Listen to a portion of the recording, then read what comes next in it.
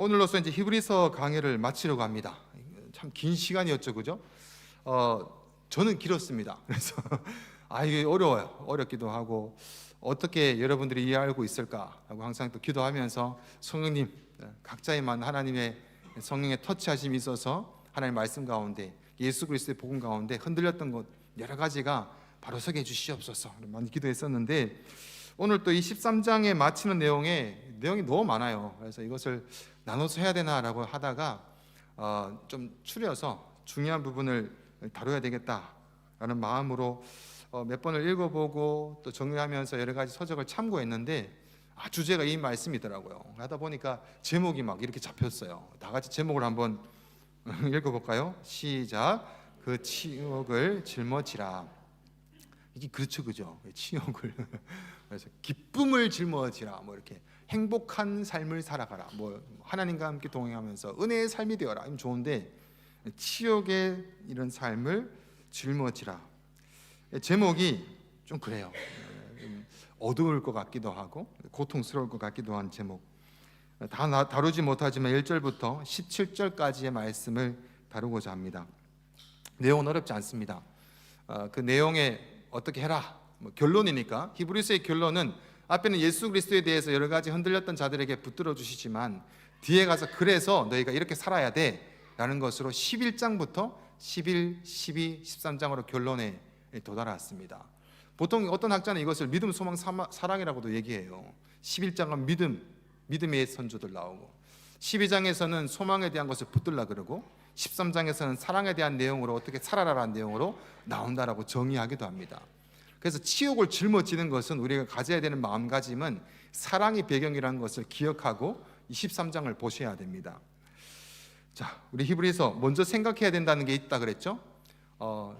계속 이렇게 귀에 인이 박힐 정도로 제가 말씀을 드리는 것 같은데, 그죠? 흔들렸던 유대인들, 안과 밖으로 많은 시험이 있었고 고통이 있었던 유대인들, 그들이 흩어져서 유대교에서 그리스도로 그들은 개종을 하게 되고 예수님을 따를 때 고통이 다가오게 됩니다. 그리고 먹고 사는 문제까지도 이 예수 그리스도를 믿는 것 때문에 그들은 핍박을 받게 됩니다. 그 시간이 길어지면서 그들이 마음속에서 예수님은 도대체 무엇을 하고 계시나라는 질문과 함께 예수님에 대한 정체성이 흔들리게 됩니다. 옆에서 이제 누가 막 꼬시는 거예요. 그래 봐봐, 왜 예수님을 믿어서 그렇게 힘들게 살아? 예수님 말고 다시 율법으로 돌아오라는 그런 많은 유혹들 앞에서 그들은 안과 밖에 흔들림이 되고 있었습니다. 이들에게 오늘 이 히브리서의 마지막에 적용점에 가서 사랑이라는 배경 가운데 말씀하고 있다는 것을 생각하셔서 오늘 말씀 가운데 붙들어 주시는 여러 가지 하나님의 마음을 가지고 내용이 많아요. 뭐해라 많기 때문에 주보에 제가 좀 빈 공간을 많이 뒀습니다. 나에게 적용되고 내가 지금 부족한 점들을 하나하나 되새기고 그 의미를 정확하게 알아가시면서 말씀으로 또 하나님의 예수 그리스도인의 삶으로 다시 흔들렸던 부분들이 든든히 세워지시기를 축복합니다. 아멘. 자, 1절부터 봅니다. 1절 시작. 형제 사랑하기를 계속하고, 형제 자매 다 포함이 되겠죠? 근데 여기 형제 사랑하고라는 의미의 원어를 찾아보면은 헬라어로 필라델피아라는 말이 나옵니다. 필라델피아란 말은 두 가지의 언어가 합성이 됩니다. 필로스라는 말과 아델포스라는 말이 합성어되는데, 필로스란 말은 친절한 마음씨의 헌신적인 이런 거예요. 벌써 어려워지죠, 그죠? 쉽게 얘기해서 알테포스는 형제라는 의미를 가져서 합치면 이 필라델피아는 가족 간의 끈끈하고 친밀한 사랑이다라고 나옵니다. 그래서 이것은 믿지 않는 사람이 아니라 가족이라고 하는 교회의 공동체를 이야기합니다. 교회의 공동체를 사랑하기를 계속해라 라는 의미가 되겠죠. 바로 여러분의 이 자리에 있는 교회의 공동체입니다. 그래서 서로 교회 안에서 계속해서 사랑하십시오. 성령으로 예수 그리스도를 믿어 믿음의 공동체를 이룬 한 몸을 이룬 지체임을 잊지 마시고 그 사랑을 교회 공동체에서 이해가 되고 알게 해주셔서 그런 삶으로 계속해서 살아가십시오. 이것으로 끝이 아니죠. 이 사랑을 배워서 이제는 밖에 나가서 세상 가운데 이기적인 시대, 뭔가 주고받고의 사랑이 있는 시대 가운데 하나님의 사랑의 공동체가 할 일이 있지 않습니까? 바로 세상의 방법이 아니라, 세상에 사랑하는 방법이 아니라 하나님의 교회 공동체의 사랑을 그들에게 나타내 보여주시면서 살아가라 라는 말씀으로 하면서 2절로 연결이 됩니다. 2절 다 같이 봉독합니다. 시작. 손님 대접하기를 잊지 말라. 이로써 부지 중에 천사들을 대접한 이들이 있었느니라. 손님을 막 대접을 했는데 그 중에 천사가 있다는 거예요. 이게 무슨 말인가? 구약에 이런 일이 정말로 있었던 것이 있지 않습니까? 찾아보진 않겠지만 이 나그네, 손님이 무엇입니까? 그 당시에 대한 배경으로 보자면 나그네는 유대인의 그런 관습이 있었어요. 나그네 대접법이라는 게 있었어요. 나그네 환대법이라고 하는데, 우리 동네에 나그네가 왔어요. 밤 12시에 다 자는데, 그럼에도 그가 잘 곳이 없어서 문을 두드리면 그를 영접하고 재워줘야 되는 게 그때의 환대법이었었어요. 만약에 그를 받아들이지 않고 밖에서 재웠다면 그 동네의 수치가 됩니다. 왜입니까? 밤 되면 영하로 떨어지는 날씨에 잘 데가 없고 갈 데가 없는 자들에게 대접하는 것이 하나님의 법이었기 때문에 그렇습니다. 그런데 그들을 대접하지 않는다라는 것은 하나님의 법이 아니겠죠. 그래서 그들에게는 삶 가운데 늘 대접하고 접대하는 것, 그리고 그 나그네는 그 집에 들어가서 무엇을 느낄까요? 대접을 받으면서 하나님의 사랑을 느끼게 된다라는 것입니다. 제가 이 말씀을 보면서 어제가 생각이 많이 났었어요. 오늘 말씀하면서 어제 말씀을 나눠야지라는 마음이 좀 들었는데, 어제 오셔서 우리가 막 대접을 했어요. 하나님의 그냥 왔는데 밥이라도 먹어야 되지 뭐 그런 개념이 아니구나. 그들에게 우리가 정성껏 음식을 마련하고 또 책상을 날라주면서 여기 앉으라고 대접하는 것. 어제 오면서 이제 안내하시는 분들이 이렇게 안내를 했었어요. 근데 형식적으로 안내하시는 것이 아니라 계속 눈을 마주치면서 이쪽에 앉으시고 이렇게 하는 모습 보면서 저는 참 좋았습니다. 그리고 그 손님들에게 찾아가면서 식사를 어떻게 하시는지 그들의 얼굴과 표정을 자세하게 살펴보는 시간이었었어요. 많은 분들이 들어올 때의 그 표정하고 찬양의 밤을 마치고 나서 식사하실 때 배고파서 그랬는지 모르겠지만 그들의 얼굴 가운데 너무 밝으신 거예요. 미소가 한가득하고, 제가 오셨을 때는 지나가도 뭐 누군지도 모르고 계시다가 지나가도 그렇게 너무 고맙다고, 슈펜데 통이 어딨냐고 계속 슈펜데 하겠다고, 그래서 슈펜데 있다고, 그래서 슈펜데 가오지 많이 하시더라고요. 그래서 독일 분들은 왜 이렇게 받았으면 막 이렇게 주려고 하는 게 있지 않습니까? 그래서 참 귀했구나. 그들에게 뭔가 우리가 예수 그리스도의 마음으로 처음부터 끝까지 하나하나 그 자리 하나를 맡아놓는 것까지 대접함으로 나갔구나라는 생각을 해보았습니다. 혹시나 그 중에서 마음 둘 곳이 없어서, 마음을 잡을 데가 없어서 있던 분들이 혹시나 독일 분들이 오셨다면 참 그 마음에 대접받는 마음이 있었으면 좋겠다, 그런 마음을 가졌습니다. 17일 날 우리 선교 연주도 있어요. 그때도 믿지 않는 가정이 오셔서 함께 연주도 해요. 연주도 하고 함께 어울리는 시간이 가지는데, 그들에게도 우리가 함께 대접하는 마음으로 그들이 하나님의 사랑의 공동체를 알았으면 좋겠다. 예를 들어서 저희 집에 손님이 오셔서 주무신다고 생각해 보십시오. 나그네가 오셨어요.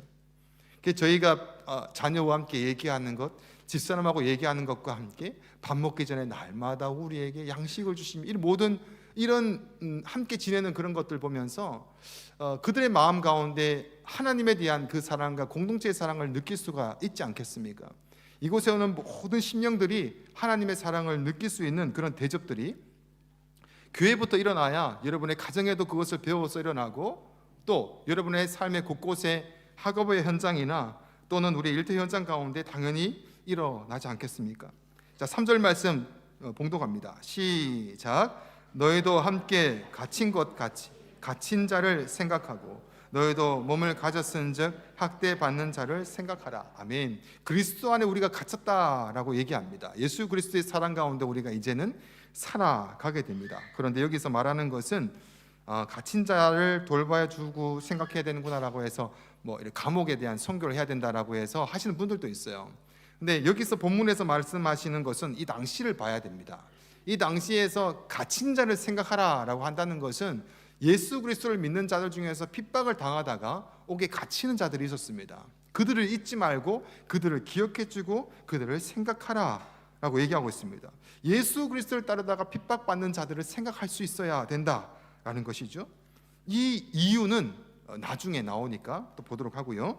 4절 말씀 다 같이 봉독합니다. 시작. 모든 사람은 결혼을 귀히 여기고 침소를 더럽히지 않게 하라. 음행하는 자들과 간음하는 자들을 하나님이 심판하시리라. 아멘. 이제 결혼에 대한, 가정에 대한 부분을 다루고 있습니다. 당시 두 가지 부류가 있어서 그래요. 한 부류는 결혼을 낮게 보는 사람들이었습니다. 유대인의 에세네파라는 이 금욕주의자들, 어떻게 우리가 이렇게 거룩하지 못하게 이 육신의 욕구를 탐닉하냐, 뭐 그런 거죠. 그래서 독신 생활을 강조했던 극금욕주의파가 있었습니다. 그리고 한쪽에 반대파는 이 부도덕한 사회에서 일어나는 현상들이었는데, 꼭 결혼해야 되는 것이 하면은 꼭 내가 남편만 바라봐야 되고 아내만 바라봐야 되고, 이것이 이렇게 내가 헌신을 한 사람한테 계속 해야 되나, 억울하다라고 이제 생각하면서 여러 사람에게 음행을 행했던 자들이 있었습니다. 그리고 한 가정을 더 소개하자면, 안정된 가정이라 할지라도 실용성에 빠지는 거예요. 혼자보다는 둘이 있는 게 좀 더 나을 것 같고, 한 명이 버는 것보다는 두 명이 버는 게 좀 더 나은 것 같기도 하고, 외롭지 않으니까 이런 마음으로 결혼을 한다는 거죠. 실용성을 위해서. 그런데 오늘 말씀에 분명히 얘기합니다. 결혼을 귀히 여기라. 결혼을 귀히 여기라. 금욕주의나 부도덕이나 무관심에서 대조적으로 그리스도인들의 결혼은 귀히 여기는 부부의 사이로 침소를 더럽히지 말라라고 합니다. 간음과 음행 둘 다 하나님의 심판에 있다라고 말씀해 주십니다. 갈수록 현대사회는 타락한 시대이기 때문에 성문화가 문란해집니다. 결혼 생활의 순결과 거룩함과 신실함의 모범이 필요할 때인 것입니다. 여러분, 나는 괜찮아라고 하십니까? 예수님께서 오셔서 무슨 말씀을 하십니까? 너희가 속으로 짓는 음행도 이미 음행한 것이다, 간음한 것이다 라고 말씀하십니다. 속으로 짓는 죄까지를 포함합니다. 이미 가늠한, 이미 생각으로 가늠한 그런 삶이 아니라 온전히 서로 그 부부간의 정절을 지키는 것이 바로 신약에 들어와서는 예수 그리스도를 신랑으로 하고 신부인 교회가 기다리는 것과 똑같기 때문에 이곳에는 심판이 주어지게 됩니다. 자, 5절 말씀 다 같이 봉독합니다. 시작. 돈을 사랑하지 말고 있는 바를 족한 줄로 알라. 그가 친히 말씀하시기를 내가 결코 너희를 버리지 아니하고 너희를 떠나지 아니하리라 하셨느니라. 아멘. 처음에 결혼을 얘기하면서 반드시 심판한다라고 얘기하고, 돈을 사랑하지 말고 자족하라, 만족하라라고 하면서 내가 너희를 버리지 않는다라고 말씀해 주세요. 물질입니다. 돈을 이야기합니다. 돈을 사랑하지 말고 너가 있는 그것에 만족할 줄 알아야 된다. 여러분은 여러분의 삶 가운데 만족하십니까? 내가 가진 것으로 만족하고 내가 있는 위치에 만족하십니까? 아니면 더 많이 긁어 모아야 될 것 같고 또 좀 더 해야 될 것 같은 그런 욕구에 치우쳐져 있지 않습니까? 우리는 그날의 허락하심을 알고 그날 가운데 감사하며 만족하는 삶을 살아가야 됩니다. 쉬지 않고 악착같이 꼭대기로 올라가려 하는 것들, 높아지려고 하는 것보다 나의 영향권 안에서 신실하게 살아가야 된다라는 것입니다. 한국에 지난주인가요? 수능이 있었는데 교회들마다 몸살을 하고 있더라고요. 아이들한테 별 말을 못해요. 그때 때마다 엄마들 모아가지고 기도회를 벌리고 막 그렇게 해요. 그러면서 꼭 시험에 떨어지면 꼭 모든 인생이 끝난 것처럼 그렇게 살아가고 그것만을 바라보는 한국의 사회를 보고 있지 않습니까? 여기에 어떤 만족이 있고 자족이 있겠습니까? 이 땅에 와도 뭐 다를 것 같습니까? 입시가 왜 없겠습니까? 여기도 입시가 있습니다. 졸업하고 취업이란 것이 있습니다. 취업도 있고 가정을 꾸려나가는 것들이 있습니다. 모든 것 가운데 좀 더 좋고 좀 더 높아지고 좀 더 평안해지려는 그런 영향권 가운데 거하려고 살아가고 하고 있습니다. 하지만 오늘 성경은 분명히 얘기합니다. 물질은 너의 자족과 관계가 있다라고 하면서 흔들리지 말라, 족한 줄로 알라. 그리고 너희를 떠나지 않는 그 하나님이 있다라고 하면서 그것을 하나님께서 함께 하신다는 그 믿음에 대한 그 문제로 다루고 있습니다. 여러분, 빌립보서 4장 11절과 12절 말씀에 우리 다 같이 봉독해 볼까요? 시작. 어떠한 형편에든지 나는 자족하기를 배웠노니 나는 비천에 처할 줄도 알고 풍부에 처할 줄도 알아. 모든 일 곧 배부름과 배고픔과 풍부와 궁핍에도 처할 줄 아는 일체의 비결을 배웠노라. 아멘. 이 디모데도 하는 말이, 우리가 가지고 온 것이 없으니까 가지고 가지 못한다라고 하면서, 그러니 먹을 것이 입을 것이 그 있으면 그걸로 만족한다라고 말씀하고 있습니다. 이 말씀에 대한 이 물질을 왜 그 당시에 있는 사람들에게 강조합니까? 그 당시에는 로마의 압제가 있는데, 로마의 압제가 있는 모든 나라가 해야 되는 고백이 있습니다. 로마의 그 왕은 신입니다. 가이사는 신입니다라는 고백을, 그것을 꼭 해야 됩니다. 하지 않으면 그들이 하고 있는 모든 상업이나 여기에 등록이 되지 않아서 먹고 사는 문제가 생기게 되게 됩니다. 그래서 물질로 고통을 당하게 됩니다. 나만이 아니라 내 고백이 가이사는 신이라는 고백을 하지 않았기 때문에 내 자녀들이 밥을 굶게 된다라는 것입니다. 이런 자들에게 자족해라 라고는 강력한 말씀을 하고 있습니다. 왜입니까? 너희의 공급자와 보호자는 하나님이시니 의심하지 말라라고 하면서 돈을 의지하지 말라라고 하십니다. 자, 6절 말씀 다음입니다. 그러므로 나오죠. 그러므로 담대히 말하되 주는 나를 돕는 이시니 내가 무서워하지 아니하겠노라. 사람이 내게 어찌하리요라고 하면서 사람에게 의지하지 말라, 돈에게 의지하지 말라. 하나님이, 바로 하나님이 너희를 버리지 아니하고 떠나지 아니한다라고 말씀해 주십니다. 다 같이 7절 봉독합니다. 시작.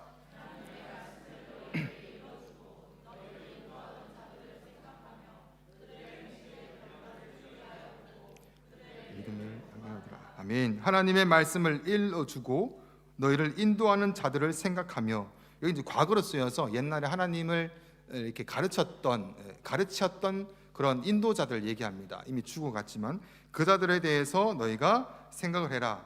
그래서 그들의 결말을 봐라. 그들의 믿음을 본받아라 라고 하고 있습니다. 교회에서도 직분자를 세우게 됩니다.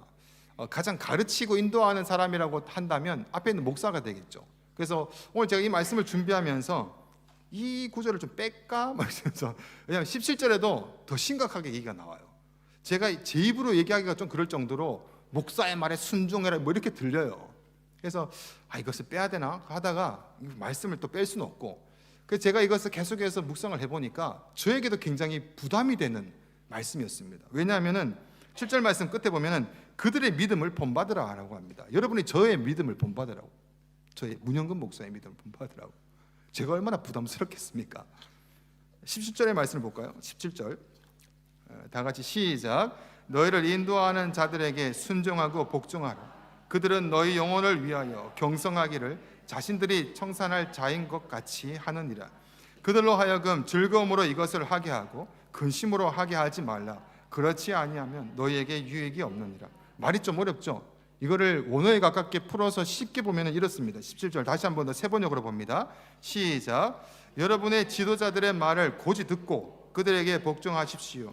그들은 여러분의 영혼을 지키는 사람들이요, 이 일을 장차 하나님께 보고 드릴 사람들입니다. 그러므로 여러분은 그들이 기쁜 마음으로 이 일을 하게 하고 탄식하면서 하지 않게 해 주십시오. 그들이 탄식하면서 일하는 것은 여러분에게 유익이 되지 못합니다. 17절은 지금에 있는 인도자를 얘기합니다. 지금으로 교회를 보면 목사를 얘기하는 거예요. 그리고 나머지 세워지는 그 성경을 가르치는 교사들을 이야기합니다. 이 자들에게 복종하라. 제가 굉장히 부담스럽더라고요. 목사가 자기 입으로 말 잘 들으라 이렇게 얘기하는 것 같아가지고 좀 민망하기도 했었고요. 근데 서로 피차 부담이 되지 않겠나라는 생각에 제가 어떤 자리에 앉아 있는지에 대해 다시 한 번 더 확인하는 시간이었습니다. 저부터 보러 하나님 말씀에 복종하고 영혼을 지키는 자이며 하나님께서 맡겨주신 일에 마지막에 하나님께 내가 보고를 드려야 되는구나. 기쁨으로 중심을 다해서 섬겨야지 날마다 탄식으로 눌려 있으면 안 되는구나. 성도들에게 유익이 되지 못하는 그런 목사가 되면 안 되겠구나. 우리가, 여러분들은 또 그런 성도가 돼야 되지 않겠습니까? 피차 굉장한 부담이 있는 이것 가운데 찬양의 밤을 준비하면서 그런 생각을 해봤어요. 가장 기초로 기본으로 돌아가자. 하나님께서 원하시는 것은 기초로 돌아갔을 때 하나님께서 어떻게 역사하실까를 굉장히 궁금해했습니다. 비빔밥을 하는 것도 기초로 돌아가자라고 시작을 했습니다. 답답하신 분들이 꽤 있을 것 같아요, 그죠? 뭔가 연락을 해서 체계적으로 나누면 좀 더 이렇게 편하게 일을 할 수 있을 것 같은데 하는 대로 무조건 해오십시오. 무조건 비빔밥을 하고 중요한 거는 교제입니다라고 해서 진행을 하고 있습니다. 언젠가 이게 조율이 되어야 되겠지만 지금은 중심적인 내용에 가보자는 거죠. 하나님께서 어떻게 하시는지를 보자라는 내용입니다. 앞에 있는 부족한 목사가 본받을 것이 없다 할지라도 하나님이 세워주시고 여러분에게 가장 합당한 목사로 세워주신 줄 저는 믿고 있습니다. 그래서 여러분들에게 말씀을 가르치고 하나하나 양육해 나갈 때 있어서 제가 조심해야 되는 마음이 너무 많이 있더라고요. 그리고 제가 어디에 기초와 어디에 가장 기준을 둬야 되는지도 오늘 말씀을 통해서 보았습니다. 여러분도 동일하게 그 말씀에 각자에 맡겨주신 대로 말씀이 선포될 때에 아멘 하시고, 말씀을 잊어버리고 문중근 목사 말이지 이것이 아니라 하나님이 세우신 자인 줄 알고 인도자인 줄 알고 말씀에 순종하시면서 이렇게 가야 되는구나, 또 이렇게 살아가야 되는 걸 함께 나누면서 함께 주의 오신 날을 준비해야 될 것입니다. 우리 8절과 이제 9절 말씀입니다. 다 같이 한 목소리로 시작. 예수 그리스도는 어제나 오늘이나 영원토록 동일하시니라. 여러 가지 다른 교훈에 끌리지 말라. 으로서 굳게 함을 아름답고 음식으로서 할 것이 아니니 음식으로 말미암아 행한 자는 유익을 얻지 못하느니라. 아멘. 여기 말씀은 예수님은 동일하셔, 약속은 동일해, 영원히 변하지 않는데 문제는 우리가 그 길을 따라가는데 자꾸 흔들려. 뭐로 흔들립니까? 다른 교훈에 자꾸 끌리고 먹는 걸로 자꾸 이렇게 흔들려. 먹는 문제가 뭐냐면요, 여기서 말하는 식물은 그 당시에 율법에 나온 여러 가지 이야기합니다. 너가 이렇게 살아가려면 이 음식을 안 먹어야 하나님 기뻐하셔 라는 이상한 내용을 자꾸 얘기하는 거예요. 예배 전에 제가 말씀을 드렸듯이 우리는 뭘 해야지만 하나님께서 기뻐하실 것 같다라는 생각을 자꾸 합니다. 그래서 자꾸 어떠한 것을 하면서 율법으로 돌아가는 경우가 있어요. 하나님은 계속해서 은혜를 강조하신다라는 것입니다. 그래서 9절 말씀 보면 끌리지 말라, 마음은 은혜로서 굳게 합니다. 은혜로서 굳게 합니다. 여러분이 하나님의 그 은혜 가운데 굳게 그 마음이 가지는 것이 중요합니다. 자, 10절과 11절 말씀을 다 같이 봉독합니다. 시작. 우리에게 제단이 있는데 장막에서 섬기는 자들은 그 제단에서 먹을 고난이 없나니 이는 죄를 위한 짐승의 피는 대제사장이 가지고 성소에 들어가고 그 육체는 영문 밖에서 불사름이니라. 갑자기 제단과 제사가 나오면서 피는 가지고 성소에 가져가고 나머지는 영문 밖에 태운다, 이런 말씀이 조금 어렵게 들리기도 합니다.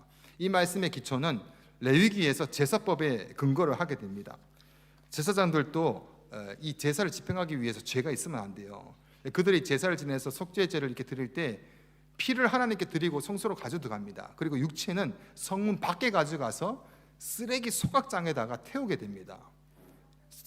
그 말씀이 이제 레위기에 이제 나오는데 한번 봉독해 볼까요? 11절과 12절 시작. 그 수송아지의 가죽과 그 모든 고기와 그것의 머리와 정강이와 내장과 똥 곧 그 송아지의 전체를 진영 바깥 재 버리는 곳이 정결한 곳으로 가져다가 불로 나무 위에서 사르되 곧 재 버리는 곳에서 불사를 지니라. 아멘. 나머지 육체 이것은 밖에 진영 밖에 가져가고 이 정결한 곳으로 가져다가 불로 나무 위에서 태우라. 성문 밖입니다. 쓰레기 소각장이죠. 근데 여기에 분명히 쓰레기 소각장인데 정결한 곳이라는 얘기를 해요. 쓰레기 소각장인데 정결한 곳. 왜일까요? 본문에 들어와서 보면은 12절 시작. 그러므로 예수도 자기 피로써 백성을 거룩하게 하려고 성문 밖에서 고난을 받으셨느니라. 그죠? 옛날엔 그곳이 쓰레기 소각장이어서 더럽다라는 것을 가지고 가서 그것에 더러운 것을 없애는 장소고 태우는 장소였었습니다. 근데 그것에 대한 제사를 지내는 모든 것의 의미가 뭐였었나 하면 예수 그리스도가 성문 안에서 죽지 아니하시고 끌려나가서 성문 밖에서 갈려서 골고다라는 언덕에 가서 그곳에서 십자가에서 피를 흘려서 죽으시게 됩니다. 그래서 그것을 우리를 정결하게 하고 깨끗하게 하시는 일을 벌입니다. 그럼 제사 가운데 이런 정결한 곳에 대한 이 쓰레기 소각장에 대한 모든 이야기는 바로 예수 그리스도에 대한 예표를 얘기했던 것이죠. 13절 말씀을 다 같이 봉독해 볼까요? 시작. 그런즉 우리도 그의 치욕을 짊어지고 영문 밖으로 그에게로 나가자. 우리가 치욕을 짊어진다라는 것은 우리가 그냥 부끄럽게 살아가야 돼 이런 내용이 아니라 그 치욕의 장소인 예수 그리스도의 십자가로 나아가야 된다라는 의미를 가지고 있습니다. 십자가에 대한 의미가 요즘에는 이쁜 십자가 목걸이와 십자가 귀걸이를 하고 있는 시대지만 그 당시만 해도 이 로마의 압제도 똑같습니다. 십자가라는 것은 치욕의 상징이었고, 우리 가족 중에서 십자가에 달려 죽은 사람이 있으면 그 가족의 모든 수치였었어요. 웬만하게 죄를 지어서는 너무나 흉악하고 흉악한 자가, 굉장히 부끄러운 죄를 저지른 자가 달리는 곳이 바로 십자가라는 형이었습니다. 그 사람들이 십자가라는 말을 하기도 싫었었어요. 너무 싫은 말이기 때문에. 그런 곳에 예수님이 가서 십자가에서 달려서 저주를 받게 됩니다. 그래서 나무에 달린 자마다 저주를 받은 자라고 얘기합니다.